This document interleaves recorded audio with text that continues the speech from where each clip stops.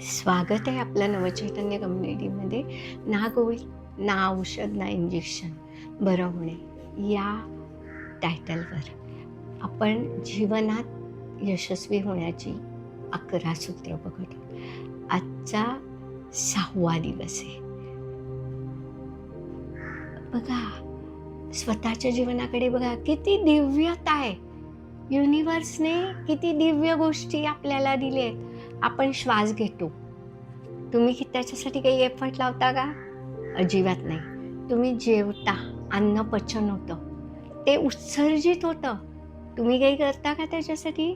नाही. तुमच्या डोक्यामध्ये अनेक कल्पना येतात.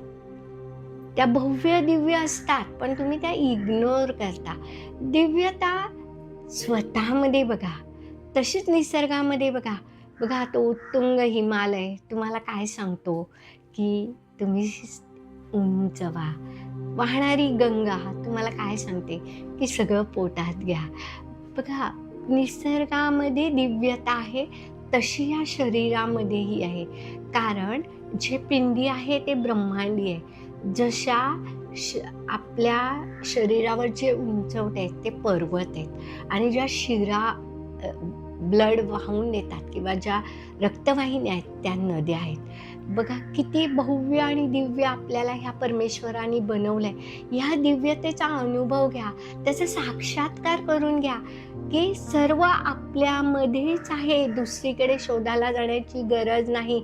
म्हणून आपण म्हणतो, तुझे आहे तुझं पाशी, परंतु जागा चुकलाशी. तर स्वतःच्या दिव्यतेकडे, ह्या ब्रह्मांडाच्या दिव्यतेकडे लक्ष द्या. त्याने तुम्हाला जे काही भरभरून दिलं आहे त्याबद्दल ऋण व्यक्त करा, आणि ह्या दिव्यतेला धन्यवाद करून आपण थांबूया.